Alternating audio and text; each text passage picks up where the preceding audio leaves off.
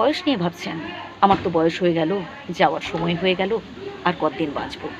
আমরা অনেকেই আছি বয়স নিয়ে খুব ভাবি। এই যে ৫০, ৬০, ৭০, ৮০ এই বয়সগুলো না শুধুমাত্র একটা সংখ্যা। মনটাই হচ্ছে আসল কথা। আসলে যত বেশি আপনি নিজেকে স্ট্রং রাখতে পারবেন, যত বেশি আসলে নিজেকে আপনি ইন্সপায়ার করতে পারবেন, মোটিভেট করতে পারবেন, তত বেশি আপনি যুবক থাকতে পারবেন। ৫০, ৬০ বছর বয়সেও নিজেকে স্ট্রং রাখা যায়, নিজেকে ইয়াং রাখা যায়। আবার দেখবেন অনেকে অল্প বয়সেও বুড়ো হয়ে গেছে। এবার আপনি যদি সবসময় নিজেকে অসহায় ভাবেন, আপনি যদি নিজেকে দুর্বল ভাবেন, তাহলে একটা সময় দেখবেন সে আপনার পরিবারের লোকজনই আপনার অসহায়ত্বের সুযোগ নিচ্ছে, আপনার দুর্বলতার সুযোগ নিচ্ছে। তাই এবার থেকে, এখন থেকে নিজেকে একেবারে স্ট্রং রাখুন, নিজেকে সবসময় ফিট রাখার চেষ্টা করবেন। মনের জোরটাই হচ্ছে আসল কথা।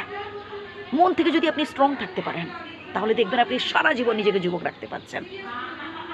একটা নির্দিষ্ট বয়সের পর আমরা অনেকেই ভেঙে পড়ি। আমরা টেনশন করতে থাকি, আমরা ভাবতে থাকি যে মনে হয় আমাদের দ্বারা আর নতুন নতুন কোনো কাজই সম্ভব নয়, কোনো আমরা নতুন কিছু করতেই পারবো না। আসলে এটা ভুল ধারণা। এই পৃথিবীতে যত সব ভালো ভালো কাজ আমি তো বলবো বয়স্ক মানুষেরাই বেশি করে থাকেন। কি করে? বুদ্ধির বলে। দেখবেন পাড়ায় যখন কোনো সমস্যা হয় তখন দেখবেন বেশি বয়স্ক বন্ধুদের ডাকা হয় সমস্যার সমাধানের জন্য। কেন বলুন তো? কারণ বয়স্ক মানুষদের বুদ্ধির বলটা বেশি। আর আপনি অযথাই টেনশন করছেন, আপনি অযথাই খালি কষ্ট পাচ্ছেন, আপনি অযথাই ভাবছেন যে আপনার বয়স হয়ে গেছে ইত্যাদি ইত্যাদি। না, এইসব চিন্তাভাবনাগুলো থেকে দূরে থাকতে হবে।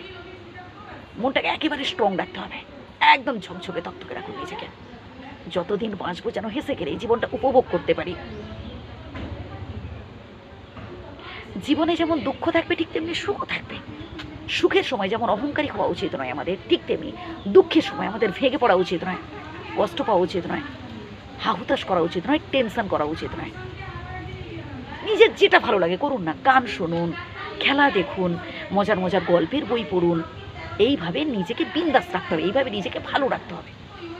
এবার আপনি যদি সবসময় খালি হচ্ছে মন থেকে সন্তুষ্ট না হতে পারেন, আপনি যদি সবসময় খালি মন থেকে খালি টেনশানে টেনশানে যদি আপনি দিন যাপন করেন, তাহলে একটা সময় দেখবেন সে আপনার দুয়ারে হচ্ছে সুখ এসেও ফিরে যাবে।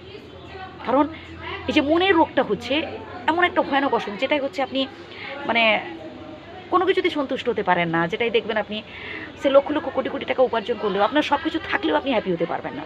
কারণ আসলে আপনি অল্পে সন্তুষ্ট হতে পারেন না। পরিবারের যে যতটুকুন আপনার জন্য করে দিচ্ছে তাতেই ধন্যবাদ দিন তাদের। এইভাবে নিজেকে বিন্দাস রাখুন, একদম হাসি খুশি থাকবেন, কোনো রকম টেনশন করবেন না, ভালো থাকবেন, সুস্থ থাকবেন এবং হাসি খুশি থাকার চেষ্টা করুন, হাসতে ভুলবেন না। ধন্যবাদ।